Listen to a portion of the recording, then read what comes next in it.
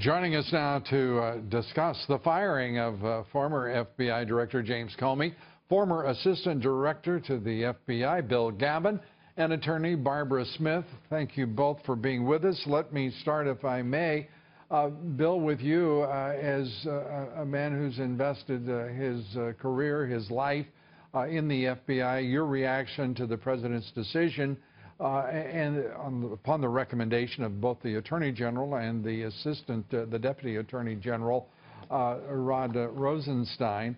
Your thoughts? Well, Lou, it's a fact that had to happen based on what the director did last year in the Hillary Clinton email case. He made a prosecutive decision as the head of an investigative agency, and that's absolutely the wrong thing to do.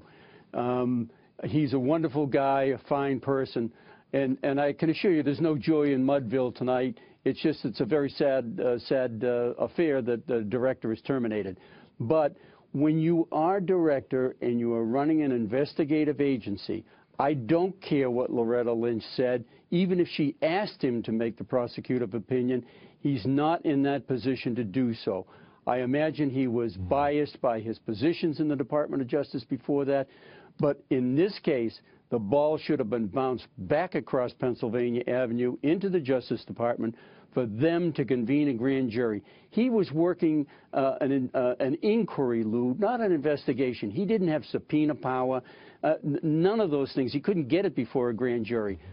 But to make a prosecutive opinion, I'm sorry, that was the wrong decision for this director to make. You and other former FBI officials telling us at the time that a grand jury should have been impaneled without question.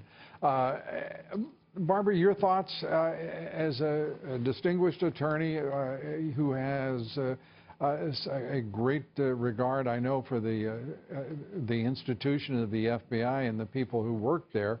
Your thoughts? Indeed. Well, I think he's an incredibly honorable and ethical man. He's had a very distinguished career. That said, if he lost the confidence of the president and the attorney general, then it was probably time for him to go. And that's sort of the beauty, I think, of our democracy. You can have someone like the director of the FBI that during the day makes hard, tough political decisions and is still at the end of the day politically accountable. And where do we go from here? The next man up, as it were, is the Deputy Director of the FBI. The number two is Andrew McCabe, who himself has been accused of conflict of interest, Bill, because his wife is a Democrat, a former Democratic candidate who received funding from none other than Governor Terry McAuliffe of Virginia, hundreds of thousands of dollars. Well, I'm quite sure, Lou, that the next director will come from outside the FBI, just like most of them have come, except for Hoover. We've had directors such as Kelly and Louis Freeh with former Bureau experience. But this next director has to come from outside the FBI. To have Andy McCabe named director, that's not going to happen. If he's going to be acting director, I don't know how we can work with that. I'm sure they can go through the transition until a director is named, but a full director of the FBI must come from outside at this particular point in time. I want to nominate Jim Kallstrom, quite frankly. Well, Jim is a great former FBI agent with a distinguished career, and I'll let him know that of your nomination straight away. Barbara, your thoughts here on next steps. We listened to Chuck Schumer, who questioned the integrity of James Comey in November, who applauded the excellence, the qualifications of Deputy Attorney General Rod Rosenstein as recently as April 24th, a day before he was confirmed to his post. Where are we headed?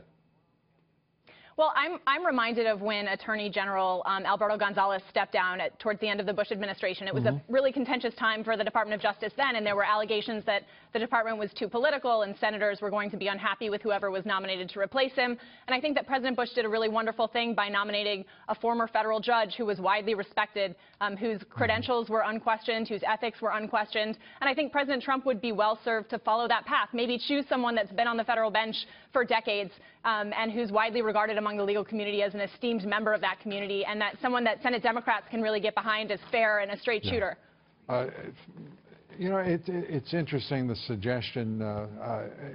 You know, it's going to be fascinating to watch what proceeds from here. But as the Deputy Attorney General and as Jeff Sessions laid out in their memoranda, this was the only conclusion after what has been a very painful and tumultuous period for the FBI and indeed for the nation.